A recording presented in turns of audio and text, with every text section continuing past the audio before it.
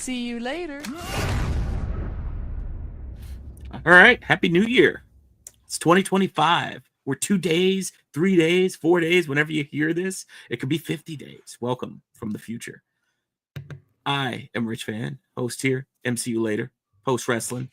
Thank you all because my co-host, much to his chagrin, we're in the freeloader zone, WH. We are bringing this episode 100% free to the people. You know what? I think it's freeloader month this year, this in January, for Post Wrestling. I think, or something like the patrons get like 1 free month for their membership, or something like that. I saw something like that on the site. It was so it's. I think it's across the board. I think it's like freeloader month.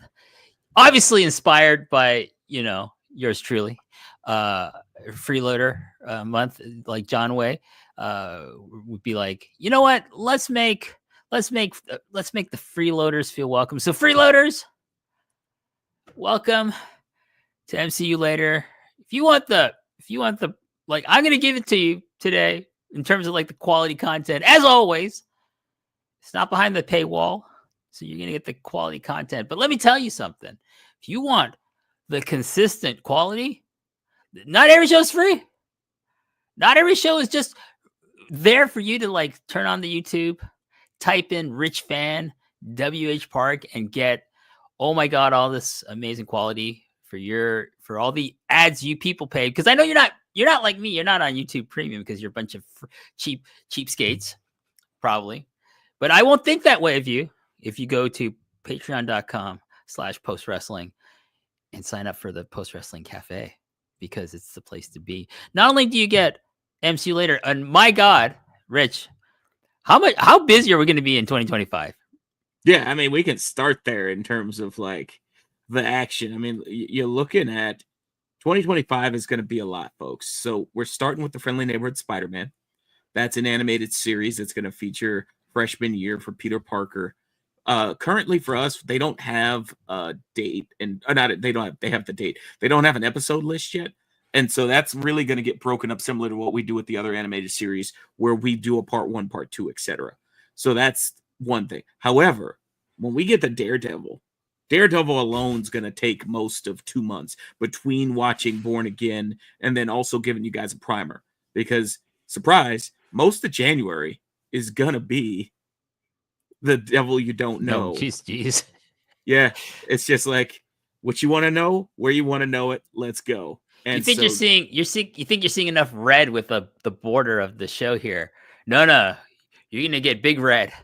Daredevil in your face on MCU Later. We need to maybe make a Daredevil inspired MCU Later T-shirt. You hear me, Dickie Bird? You hear him? You getting out there at shop-t/ That's right. Post Wrestling. But on top of MCU Later, which we're going to get, oh my God, so much content in 2025, like movies, all the TV shows, all the animated features, it's all coming. You get Talk with John and Way. My God, that's a great show. You get all the New Japan reviews with Karen Peterson and Big Bruce Lord. Big Bruce. That's right. My boy, I always forget, the Scotchman. I think he's a Scotchman.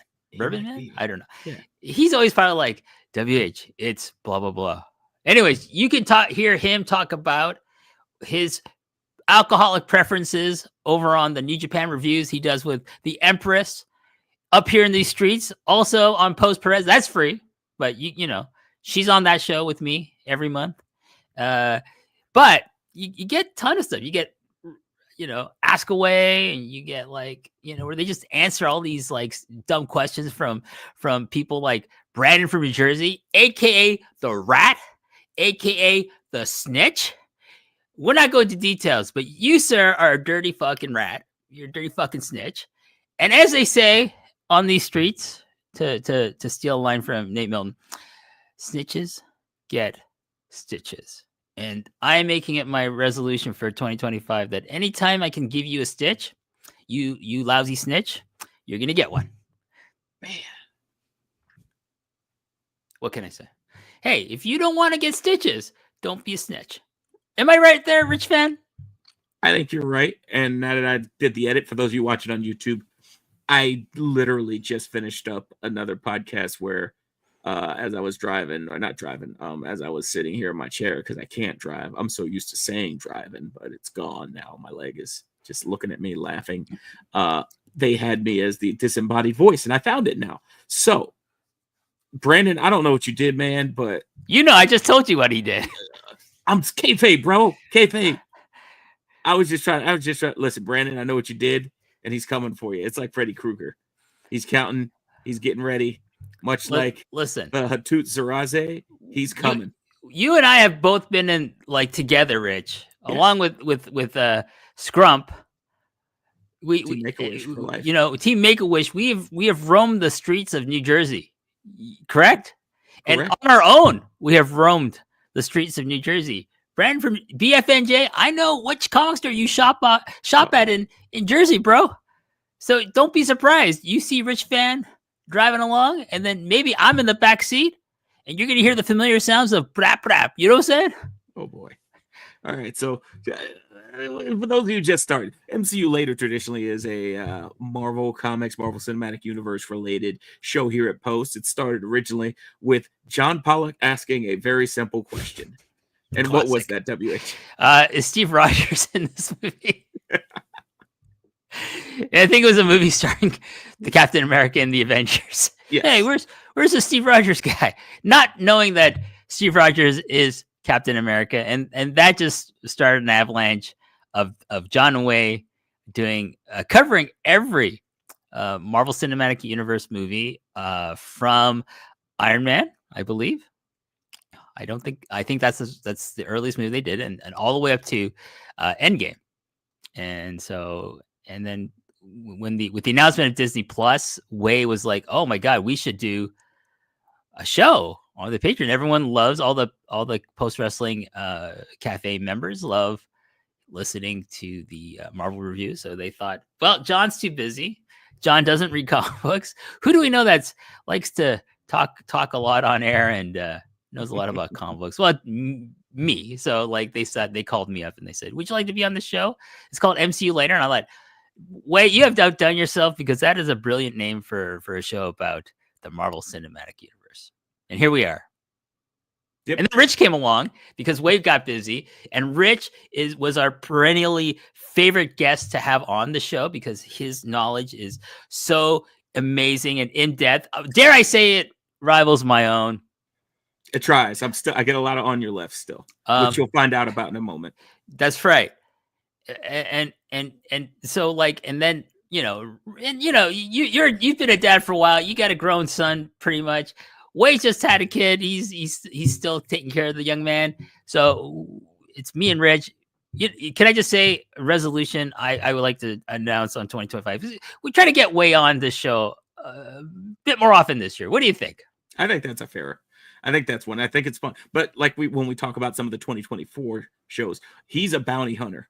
You got to get him on for the right price, much like Lobo in DC Comics, or if you think about your favorite Merc with a Mouth, Mr. Deadpool in the MCU, we got to get a thing that pulls him in. So last time we got him in, what was the movie that finally got him? It was a little story about a lady in the Amazon trying to figure out how her mother got spider powers. Yeah, we'll talk about the atrocity that was MCU Hater. Yes. Not that the shows were bad. The shows were awesome. Just the movies we had to watch. Yeah, so like I said, you gave us a resolution, and I think that's a fair one. Let's look back, though. Let's start with the 2024 shows. We covered a good bit, and so one of the things I wanted to kind of do was, if I could borrow the old Conan O'Brien, look all the way back to the year 2000. In the year 2000, what did you think of the What Ifs seasons 2 and 3? Because we kind of had a sandwich there. Yeah, they bookended our year of reviews, pretty much. You know what? I against popular opinion, I guess, is I liked both of them. Mm-hmm. Some episodes were better than others. Some episodes were okay, it was fine. I don't know if I'll ever watch that episode again, but there are some episodes like those are rewatchable.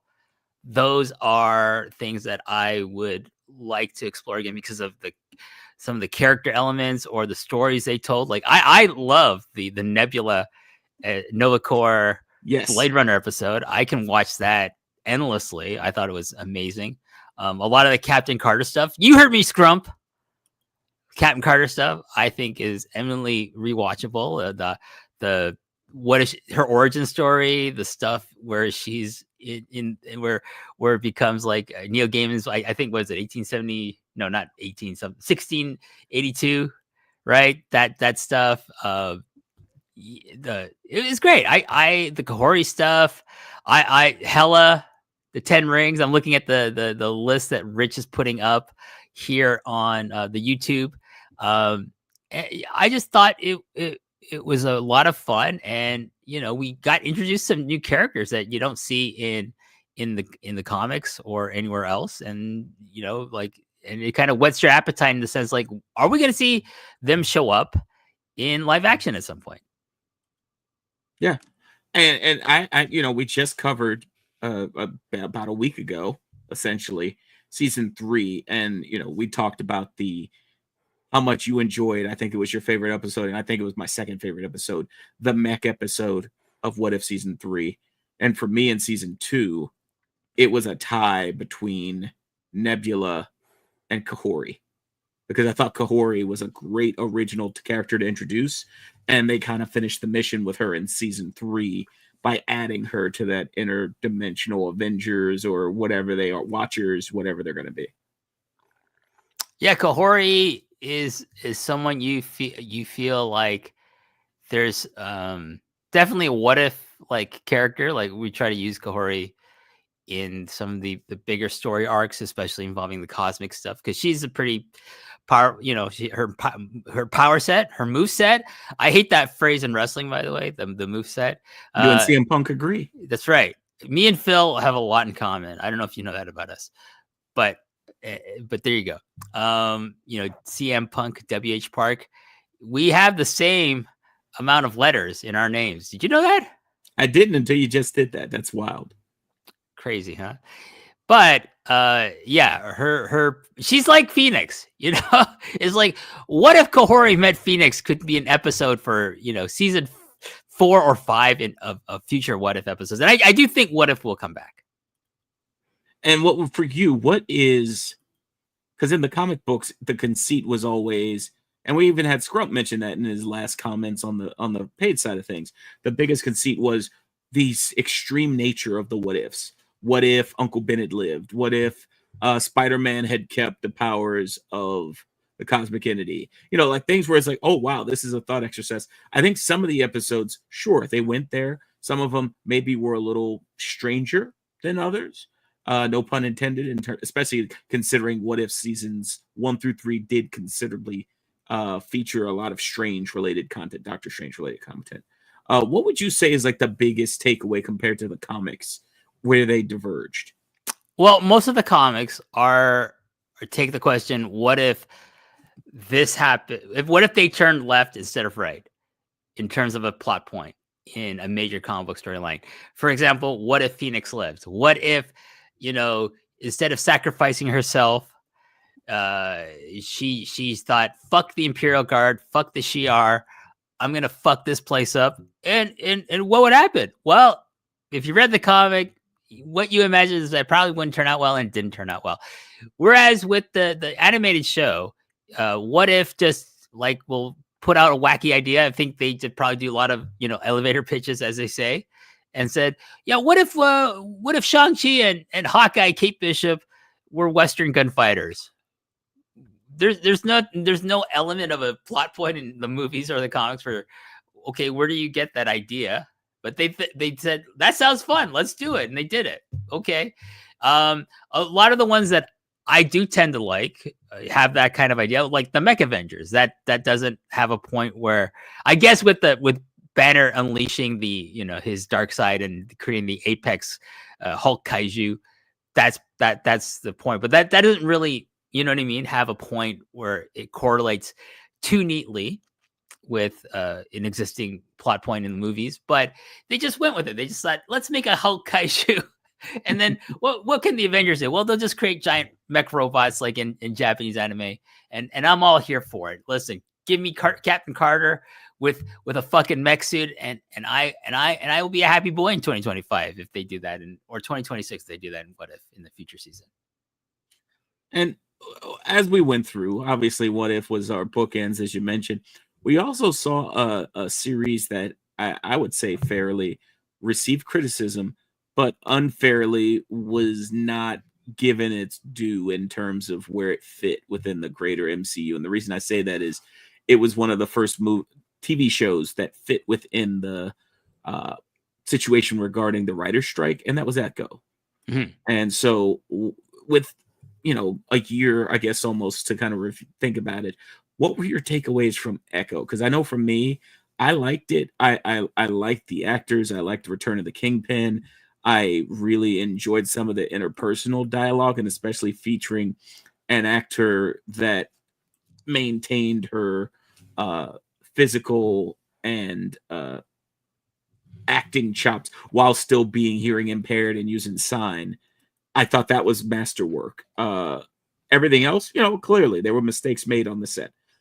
But what were your thoughts overall on Echo, and any changes from our review of that earlier in the year? I think there are elements of Echo that I could watch again, and there are elements of Echo that like if I rewatch an episode, okay, I remember this. It's not important for me to rewatch it. I can just fast forward through it or skip through it on the streaming.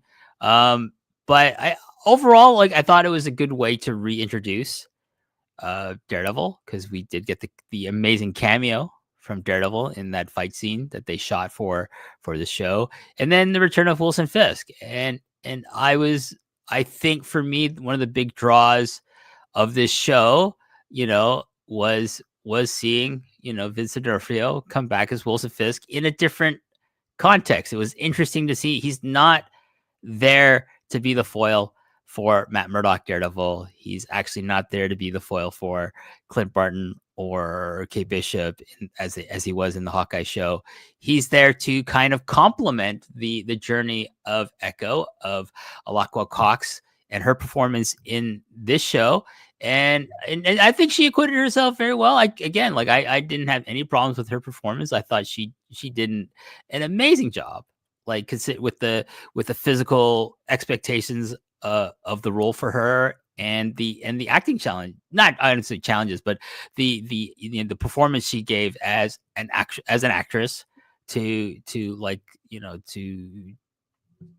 carry a show, because she is carrying the show on here. So I thought that was there was a lot of things I admire about it. Was it a perfect show? No, there was it was very uneven, sure. But the things I liked, I really liked about it. So excellent. And one series I know we both liked, but again was marred with issues in the background, and I decided to pick the most indicative of their showrunner in terms of the photo for it, X-Men 97.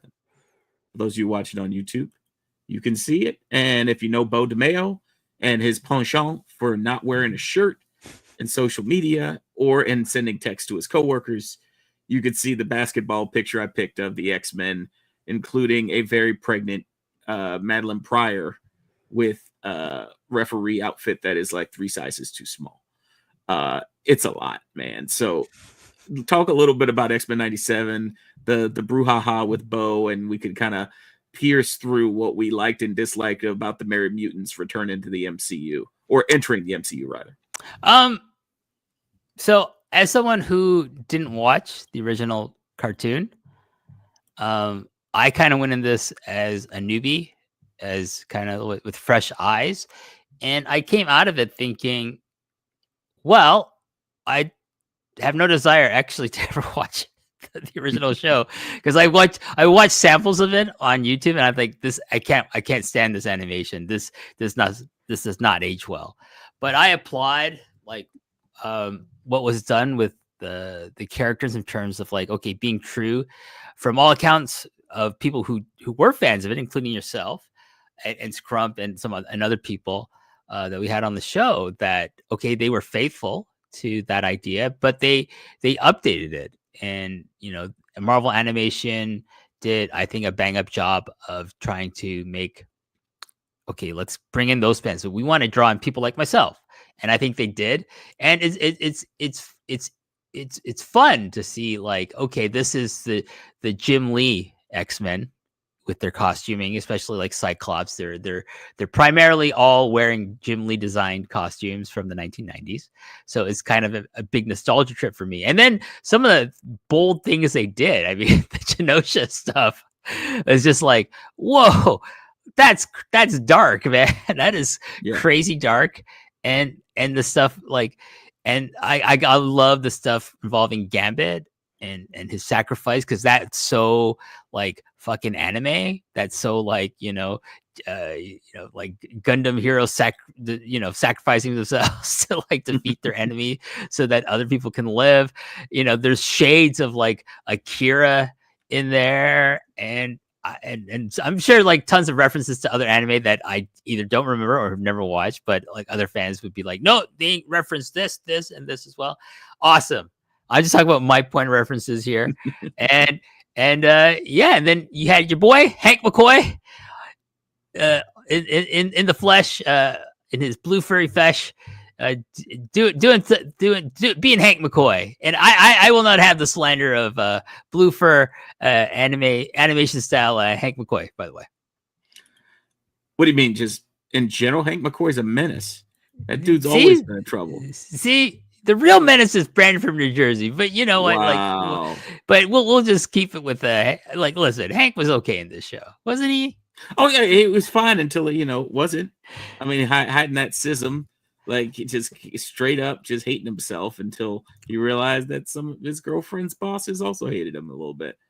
And this is a nice little backdoor reintroduction to the X-Men for those who had been MCU fans, but not necessarily because of the fact that the X-Men were owned by Fox and Disney did the right thing and made it come over to the good place. And you allowed the backdoor introduction of the X-Men to remind people of one of the most important X-Men, Wolverine. That's right.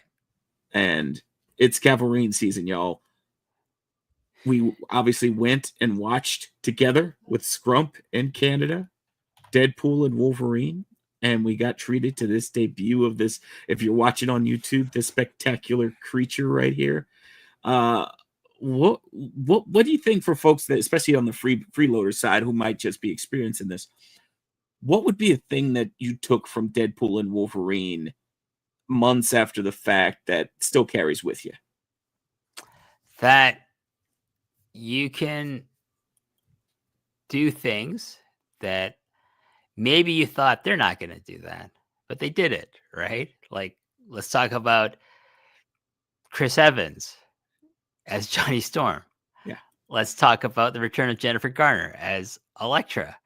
Let's talk about the introduction of Remy LeBeau, Gambit, played by Channing Tatum. Channing Tatum. And of course, I think the biggest pop, I think the second biggest pop is Johnny Storm. Mm-hmm. Chris Evans is Johnny Storm. The biggest pop was, the return of Wesley Snipes as Blade, because, we all heard the rumors, the tidbits that Wesley hated Ryan Reynolds on the set of Blade Trinity when he was the star and Ryan Reynolds is just an up and coming actor in like maybe fourth on the call sheet for this film, maybe. Right. And then it's like, oh, and they reference it, right? And so I like, it's kind of like when you don't know what's real in wrestling, what's not real. It's like, did they really hate each other back then? I think they did. Oh yeah. I think they did. I think that's bullshit where Wesley says, we were just fooling everybody. We kept this going for 20 years. No, you probably, you hated his guts. You're problematic on the set of Blade Trinity. Everyone, there's no accounting. There are no accounts of him not being problematic on that set and everyone just hating working with him. But hey, he came back and it was great to see him back in the role. But again, to the point is that a lot of things we thought, okay, they're not going to do that. They're going to do that. And they put Logan in the yellow costume. They did it. I don't think that the mask translates well cinematically. It's more of a comic thing, But like, listen, my Wolverine on screen does not wear the mask. He's just the handsome, ageless, Hugh Jackman that we see there, and it works. The haircut is the mask. What can I say? Yeah, and my takeaway would be the jokes about till you're 90 are legit because Kevin Feige saw that this was the #1 R-rated movie in the history of film, and Hugh Jackman is beloved. In fact, this morning, my wife and I were talking about this because our son had a sleepover with one of his friends, and his friend got a 3D printer for Christmas, and he printed out a Deadpool head on the 3D printer. And Melissa was like, I don't even know, like, didn't you guys go see? I was like, no, I never would have taken Trey to see Deadpool. It's rated R. Like, there's a lot going on in this movie outside of just the violence. Because if it was just violence, I'd be fine. Like between the pegging jokes and the snowman jokes and all that stuff. And she's like, wait, what? I was like, yeah. I was like, yeah. She was like, so how did he know? I was like, because they're kids and they have the internet, and Deadpool's cool because look at the mask and look at him. I even told her about the inside joke with, the fight inside of the minivan, where they start with the beginning of The Greatest Showman, which was a musical Hugh Jackman was the star in, and then it cuts to Grease Lightning. Like, that's just a little subtle thing. If you know, you know, and that's basically Deadpool and Ryan Reynolds, who basically are the same person's MO. And so that's my takeaway. I think the reach of Deadpool, the reach of Wolverine. I mean, these are Deadpool, by way of Ryan Reynolds, has pulled himself into like a Spider-Man-esque stratosphere of knowledge. He wasn't like that when we were growing up. Deadpool was kind of like one of those ancillary characters, and now because of Ryan Reynolds and the sheer force of personality, he's forced himself into that role, not only in the greater MCU, but like literally any Marvel property, video game wise, he pops up. And so that's phenomenal. And I think that's the thing I'm going to take away from it. The fact that creators, when they get an opportunity to use something that's kind of really inspiring to them and kind of lean into it, you can see that. And one of the things you can also see, WH, is when you have creators who don't necessarily know what they're doing and they still want to do something. And so as we got ready for Deadpool and Wolverine, we went over the X-Men series, and you all welcome to go back and look at that. But what I would say is, and we alluded to this earlier, if you're going to watch anything, as much as we talk about what we enjoy, jump into the world of MCU Hater and find out the things that grind my gears, grind our gears. As you can see on the screen, you have what is supposed to be Apocalypse in X-Men Apocalypse, and I'm going to just let you take it away.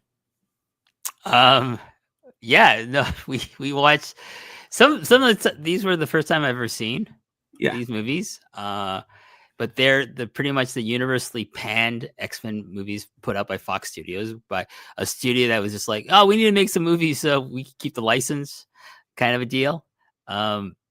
Which is what we see with Sony, right? Yep. Which we also watched during MCU Hater. Yes, we watched one of those movies put out by Sony to keep the license. And it was, I as far as for, the watching it was tough. Talking about it was fun.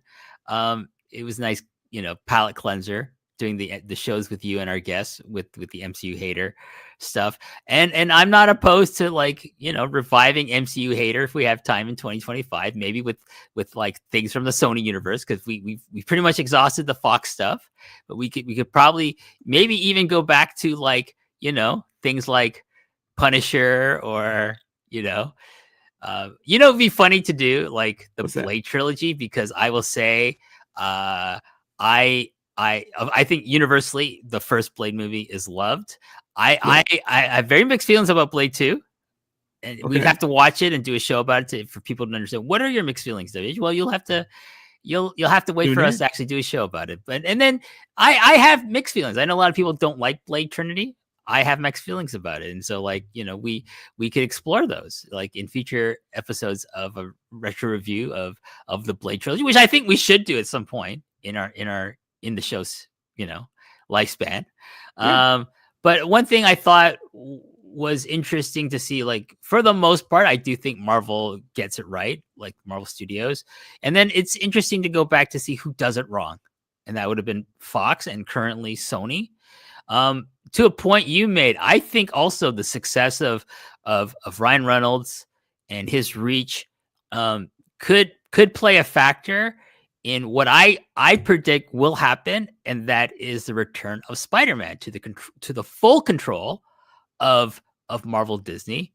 And whether that's because they go out and buy the Sony film division from Sony as a corporation. Just listen, you're not making any fucking money from this because you completely don't understand the idea of Spider-Man, and you're only making these terrible movies based on his villains because you have no other fucking ideas. Just give back to us. How many billions do you want? And here it is. That's what they should do. Marvel, Disney, just like how many zeros do you want at the end of this check, Sony? In fact, we'll buy your entire film division and stick that shit on Disney Plus so we have more content. Win-win. Like look at the Marvels they've done with the Fox properties that they bought from Fox. You know what I mean? It's just like it's a win-win. You know, all of it's on Disney. Like I don't have to get another streaming service. I just watch all this Fox shit on Disney. Bonus. You know, so do the same thing with Sony Pictures Classics, Sony Pictures, the Spider-Man. Bring it over. I do think there's like Kevin Feige and Disney Marvel were like, shit. Look how well we did with getting just this one character back in our full control. What else can we do? You know who else we should get back? Spider-Man, their flagship character. And I'm telling you, when it happens, not if, when it happens, Rich, I'll be on your left forever. There it is. And speaking of on your left, one of the first things we're going to be covering as we move into 2025 will be, and one of the things we're always proud of when it comes to talking about MCU L8R, we kind of talk about all the issues. So it's not just, hey, comics good, comics bad, guy good, gal bad, etc. But Captain America: Brave New World, there's a companion book by Kwame Mbalia and Nicholas Smith, which talks about a hero that looks just like you. And that's one of the things we saw in 2022 when we watched Sam Wilson and the Winter Soldier, the Falcon and the Winter Soldier, which ended renaming itself as Captain America and the Winter Soldier, which was awesome. Sam Wilson has entered into a world of Marvel cinematics at a time and place here in 2025 where it's going to be very interesting to see him as Captain America and what he brings to the table alongside, as a fictional character, the world around him. What are your thoughts of Brave New World outside of Rolk, which I understand that isn't your cup of tea? But what are your thoughts on Brave New World, and are you looking forward to this and where they can go next? I am, because like I think Sam as Captain America from the comics, I've always been a supporter of it, because I thought when they launched, all new Captain America, which was like written by one of my favorite writers, Rick Remender, when he was still at Marvel, and drawn by Canadian legend Stuart Immonen. They did this 6-part storyline that was basically Sam Wilson, Falcon as Captain America, and they knocked it out of the park. Like after the first issue of that series, I was like, shit, Sam is fucking Captain America. He wields that shield. He deserves it. And there's the history. He's been Steve's partner since the 60s. You know what I mean? Like more than he has a longer like publication history of being being Steve's partner and his friend and his best friend than even Bucky does. And Bucky goes all the way back to the Golden Age with him because of, the fact that Bucky's dead. Bucky will always be dead. And before Bucky's reintroduced as the Winter Soldier, of course. So let's move into on screen. I think the way they handled it, the transition, okay, Chris Evans is no longer going to be Captain America. The shield is passed off to Sam. On screen, in kayfabe, he is Steve endorses him. He gives him the shield. He doesn't give it to Bucky. He gives it to him. And then in the TV show, which I'm a big fan of Falcon the Winter Soldier / Captain America and the Winter Soldier. I love the journey of both Bucky and for Sam. And at the end of that, you're thinking, okay, he is going to be Captain America. And I look forward to this movie because I think it's going to solidify, Anthony Mackie as the kind of lead hero in the MCU. Because like, if you think about it, who's going to be the lead hero in the next phase of Marvel? It's going to be Anthony Mackie as Sam Wilson as Captain America. So I'm excited to see how well this movie does. I'm very open-minded because, like, yes, I'm not a big fan of the World character just because I hate that name. I just like to call him Red Hulk, and that's fine with me, or just simply Hulk. Okay.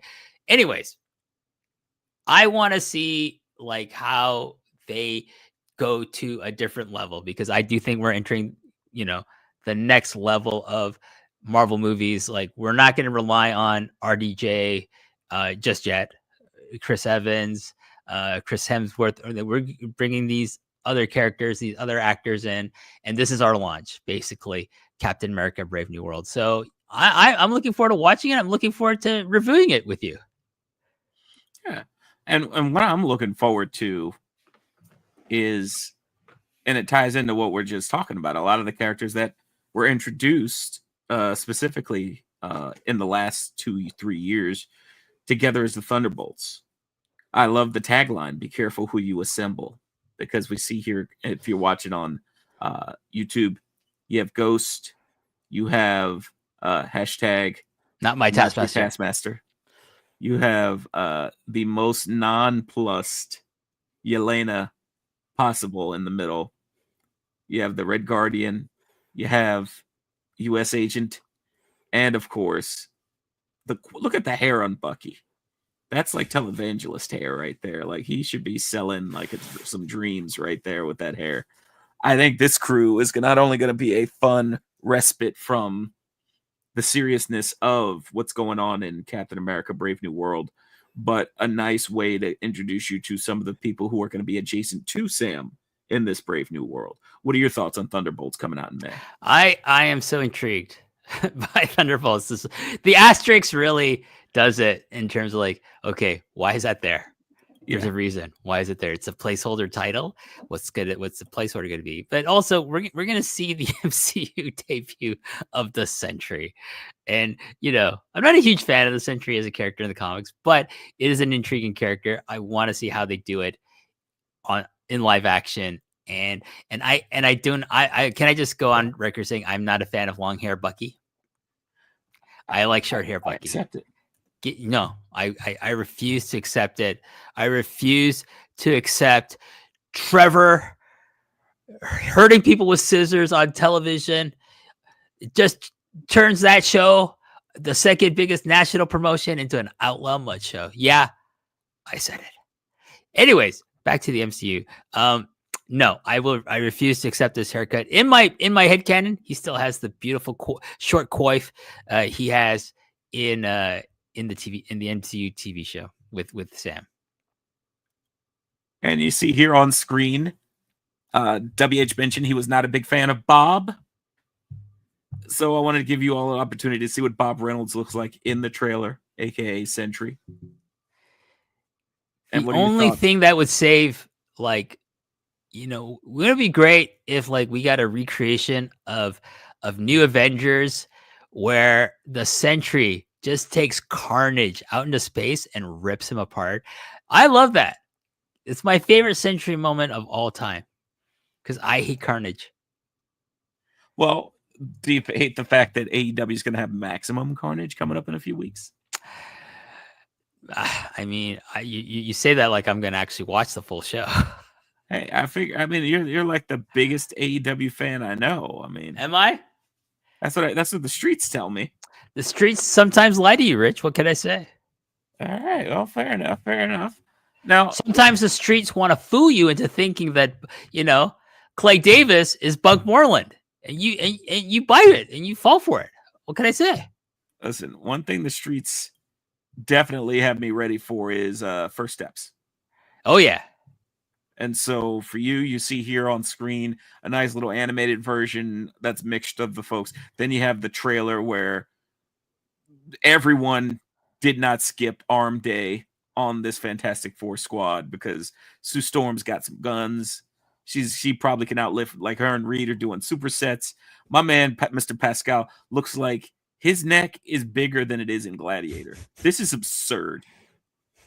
WH, why is well? I'm hoping it's because he's Mr. Fantastic and is like he's stretching, but that neck is absurd right now. Yeah, I mean that's not my image of Reed Richards, to be honest with you. Is like Reed Richards being muscular, a very swarthy, muscular man who can sweep you off your feet. Yeah, I mean, I love Pedro Pascal. It goes without saying. He's an actor whose work I love seeing, whether it's Star Wars related or whether he's being killed by Denzel Washington in The Equalizer 2. Spoilers, sir. You know, oh please, it's been out for a long time. You might as well. I could tell you the ending of Marathon Man. It's not a spoiler anymore. You know what I mean?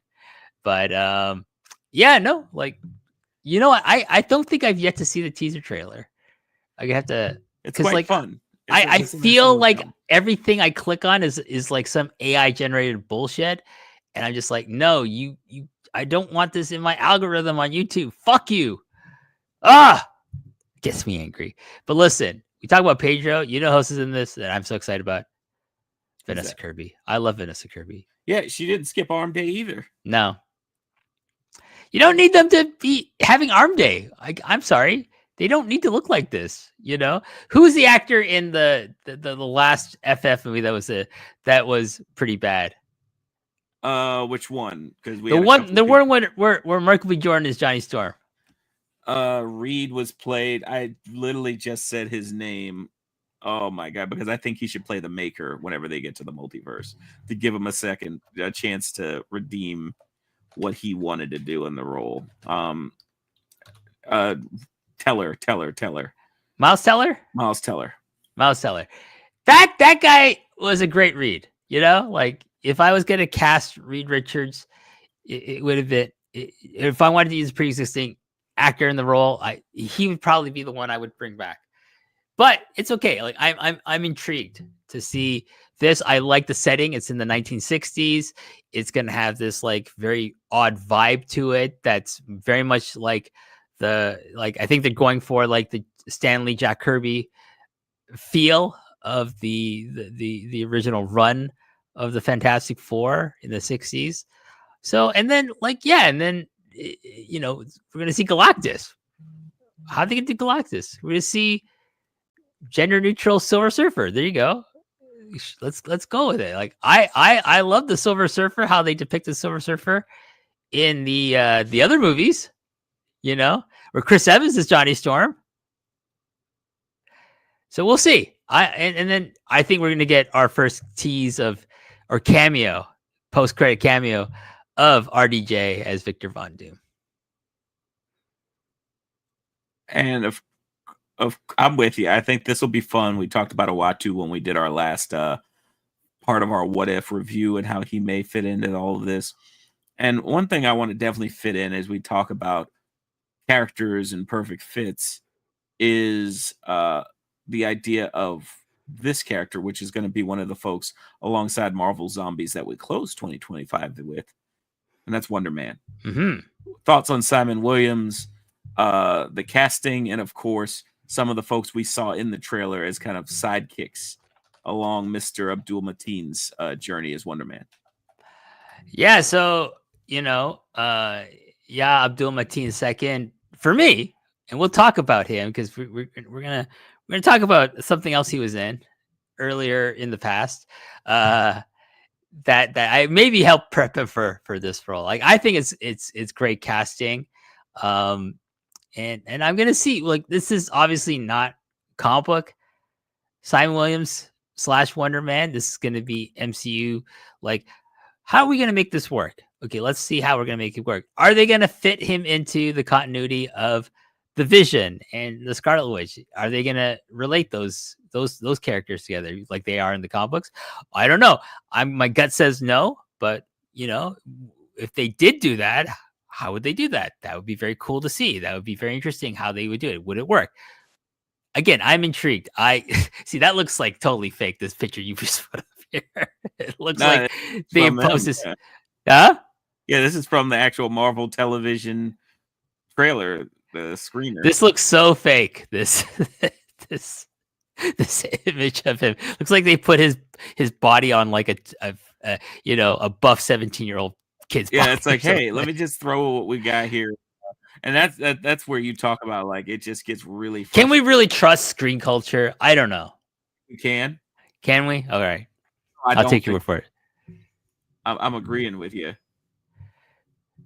This looks fake as shit. This image of this is where it's like, again, Google is just the dirt worst right now.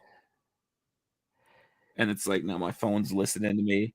It's like, yeah, hey, buddy, I just wanna like get something that actually works for the people. So folks, ignore that and instead focus on what should be an Emmy-nominated cast here. Agatha all along. I saved the best for last for 24 because I wanted to talk a little bit about them before we finish up with 25. Thoughts on this series? Thoughts on these characters? Thoughts on anything you want to just run with it? Well, unlike perpetually wrong Scrump, who did not like this, I loved it. I thought, because I looked at it as a television show. Okay, I didn't just look at it as how does it fit into the overall Marvel Cinematic Universe and WandaVision? Is it going to be as good as that?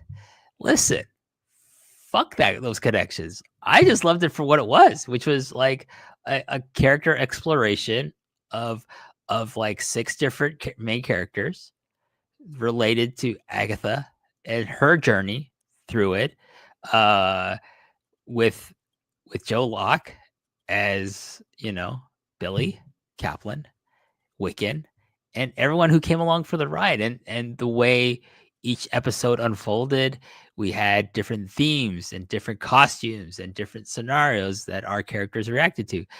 It was great. Like I look at it as its own entity. Like you could separate this completely from any connection to the Marvel universe and just make its own entity, and it would still work because I think the writing and the directing and the performances were that strong. To me, it's a bonus that it's part of the MCU. You know what I mean? Yeah. And because I don't think of also I don't complain about, oh man, this episode's 46 minutes long. I can't my attention span can't handle that because I'm used to 14 minutes. I'm used to 10-minute wrestling, 10-minute TV matches on fucking wrestling television. You know what? Just fuck. Listen, my attention span, not that great anymore. But fuck, I don't complain about 46 minutes of quality. If you give me 46 minutes of shit, then I will complain. But you're not.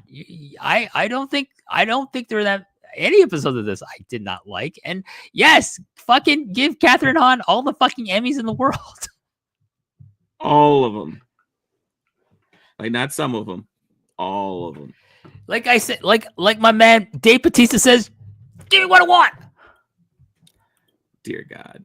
And one of the things we definitely want to talk about, and this is going to be front and center for us, and like I said earlier, in 2025, Daredevil Born Again. Oh, yeah. We're going to have a primer where we go over the seasons. We go over some of the key things that tie into the comics. We're going to have some great guests, as we will with all of these series and movies. But WH, talk a little bit about our plans for Daredevil. Oh, my God. We're going to be so Daredevil out. It's not even funny. So this month, starting next week, right? I think so, yeah. We're starting. Which reminds me, I gotta get our first guest because I didn't get a chance to talk to him yet. All right, better get our first guest. We are going to kind of do an overview of each season of Daredevil, leading up to the debut of Born Again on Disney Plus, which we will cover. How many? All 18? Yeah. Is that correct? All 18 episodes of this television show. And I say that and I feel it's a little daunting, but I think as we go week to week, I'm gonna be like, I gotta see next week's episode. I can't wait to talk about it with Rich and whoever our guest is. One of which will be John Pollock, who doesn't really come on to MCU later, right? It's not his specialty. He can't talk about the fucking demographics or the fucking 0.268 fucking Nielsen rating, whatever fuck, with his good friend Brand Thurston. My good friend too. My good friend up there in Buffalo, Brand Thurston. brother, when you come on one of these shows, we should get Brandon Thurston. Come on, MC later. I'm down. I'm sure he can, relay a ton of interesting financial information that, well, maybe not you, but I would find completely boring unless it's spoken by him. Anyways, but you know what? This is going to be great. This is our flagship series this year. I think it's Disney's flagship series this year because it's 18 fucking episodes long. And I'm so looking forward to it because you know what, Rich, have I said this before? You know what I think might possibly, we might get a cameo, Tom Holland as Peter Parker, not as Spider-Man, but and if he's sharing screen with both Charlie Cox and Vincent D'Onofrio, and my hope, fucking Frank Castle, the fucking Punisher, give me what I want. It's like, come on, Red. And then he's gonna say to Peter, "Come on, red and blue." And speaking of red and blue, in 2025, we're going to be exploring Ironheart. How do you feel about her, especially in light of what we saw in What If and Riri's kind of reintroduction to the MCU? Well, I'll be honest, not that excited about it. We'll see. I'll watch it, and maybe it'll be like Skeleton Crew for me. Like I'll finish it, but I'll never watch it again. Yeah, and that's fair. I'm looking forward because I want to see how she ties into Armor Wars. What happens there? As we saw in What If, there's some opportunities. They definitely want to maintain the relationship, and so again, just keep trying to hit base hits. This doesn't have to be $100 million an episode show. Just make sure it looks good. Make sure she looks professional. You do right by her respectfully, and then kind of go from there. What about Eyes of Wakanda? I am very, very excited about Eyes of Wakanda because it's exploring the lore of Wakanda, which I think is one of the most fascinating aspects of the MCU, is like kind of the mythology surrounding not just the Black Panther, but the country itself, and how vibranium has given us the most preeminent Afrofuturism concept on screen that we've ever seen. Correct me if I'm wrong. I don't think you've ever seen Afrofuturism displayed so wonderfully as Wakanda is in the Black Panther films, and I like and as a comic fan, like I've always thought, well, what's really interesting about Black Panther as a concept is a lot of it has to do with the fact that he's from Wakanda and that he's the protector of Wakanda. But what is it just about the Black Panther and the Panther tribe? No, there's other tribes in Wakanda and other kind of legends to speak, and this show is reportedly going to explore that. We're going to look at the Hatut Zeraze, which is a concept created, I think, in the Christopher Priest run of Black Panther. And that's the introduction of White Wolf, which is like the white guy that's adopted by T'Chaka in the comics. And like he grows up kind of being resentful brother to T'Challa because like, why can't I be the Black Panther? Well, I mean, because you're white. And, if it's not going to be a black guy being Black Panther, it should be a Korean. Yeah, I said it. Just kidding. Or am I? If you really want to know if I'm kidding or not, you're gonna have to pay up the POST Wrestling Café. There you go. But we're gonna explore the Hatut Zeraze here. I think White Wolf as well. Not necessarily the Bucky version, right? Like he's White Wolf in the MCU movies. Like that's his nickname for him, and that's kind of a title. Maybe we'll see the origin of that title. And yeah. But hey, maybe so. Like what's the name of White? Is it the White Wolf? Yeah, White Wolf. Yeah. Maybe White Wolf should become Bronze Wolf, and played by a prominent Korean actor from the wonderful world of Korean cinema. Huh? What do you think about that, Rich? I think that's pretty sweet. And I also think you're crazy, so But hey, that's crazy. Is what you get when you subscribe to the POST Wrestling Cafe, and you get MCU later in your RSS feeds, motherfuckers. I don't think you want to like MF our customer, but you know what? Hey, there's no customers right now. The Potential freeloaders. customers. I get it. That's right. I get it. They love it. They're loving it. These freeloaders. And as freeloaders, before I jump to our last thing we're going to talk about for the 2025, I'm going to give my recommendation alongside what WH was just talking about, the Black Panther Volume 4 by Christopher Priest, which covers great story with the White Wolf and Kevin Casper Cole. Oh, yeah. Casper Cole. The crew as well. Yeah, it's a lot. It's a lot. And hopefully for those of you watching on YouTube, you can see the image there and you can see the complete collection volume 4. I would suggest getting it anywhere you could locally. I'm a big fan of going to our locals. In fact, one of our guests will be one of my local comic book shop owners, and I'm looking forward to having her back. She was a great super rookie last time we did Agatha, and I think there's been some great reaction to Julie, and so looking forward to having her back. And hopefully she'll be inoculated, because we're going to talk zombies at the end of the year, WH. Yeah. Maybe even less than Ironheart. I'm not looking forward to this because I hate zombies as a concept in film, comics, anything. I just don't get it. And I'm not a fan of the comics. The only time I ever liked this concept was in Ultimate Fantastic Four, where Doctor Doom, Ultimate Doctor Doom, was like, zombies? I'm not scared of you fuckers. And he just unleashes a torrent of maggots on them. And I'm like, perfect.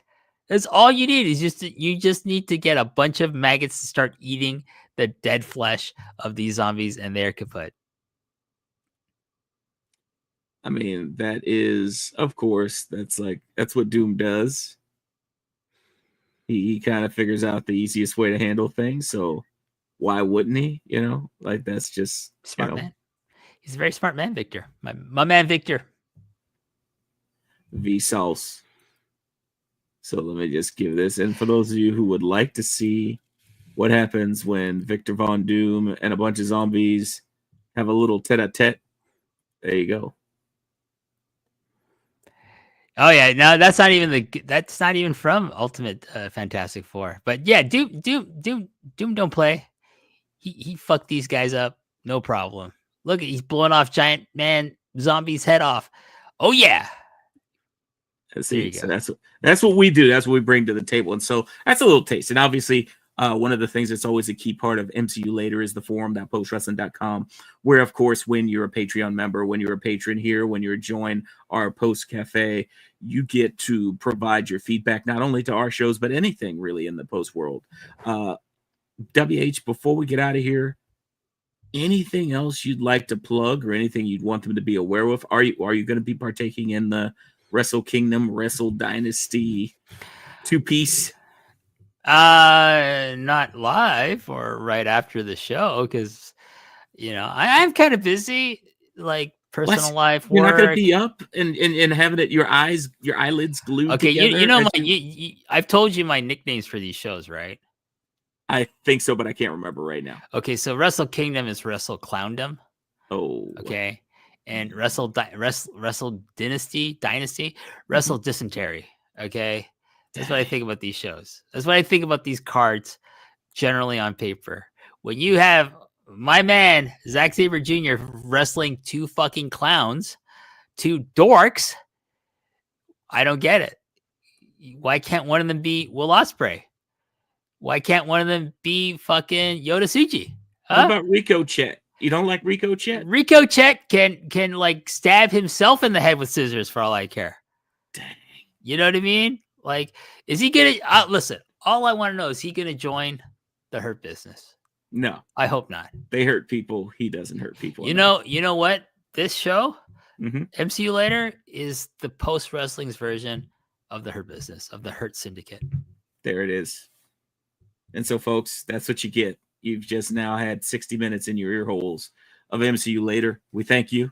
We invite you to join for as little as a cup of coffee. Oh, my God. You're in here. You're in the front door. And we're not even talking Starbucks overpriced coffee. No, we're talking about Tim Hortons. That's right. Like Dunkin' Donuts. Dunkin' Donuts. I mean, second cup of the day.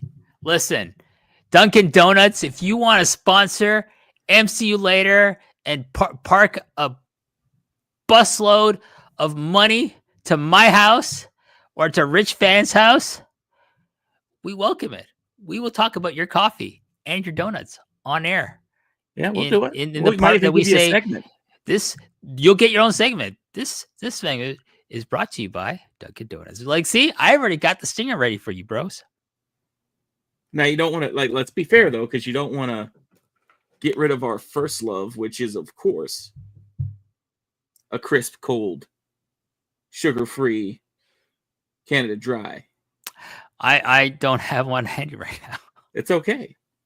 Yes, again, we would until they pay up. That's we right. Can't really just be expecting to sling them. It would be number one priority.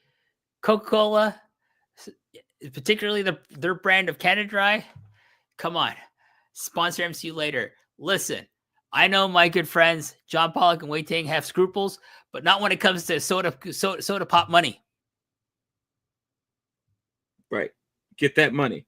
And what we're going to do is get out of your ear holes. So thank you, as always. Yes. We encourage you to come on our journeys. Definitely check out, once you become a patron, if you aren't already, the forum, because that's usually where I post the reviews in advance, so that way you can have your thoughts heard. And if you have any suggestions, you can always throw them in there as well. Just make sure you at me in there, Rich Fan.